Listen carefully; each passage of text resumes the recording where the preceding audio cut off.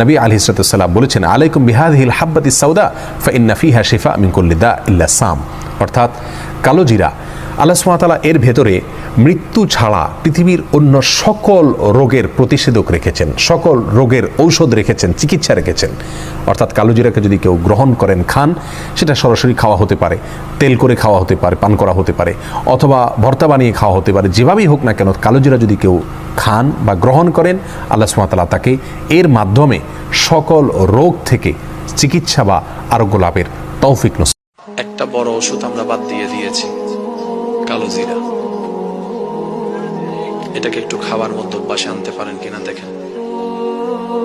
খেজুর, আজওয়া খেজুর হলে অনেক ভালো, খাবার মতো আনতে পারেন কিনা দেখেন। নবীজি যা পছন্দ করতেন প্রত্যেকটা খাবারও আবার রোগের চিকিৎসাও। বিশ্বনবী বলতেন, তোমরা কালিজিরা খাও, হাব্বাতুস সাউদা শিফাউন মিন কুল্লি দা ইল্লা সাম। বিশ্বনবী বলতেন, মৃত্যু ছাড়া এই কালি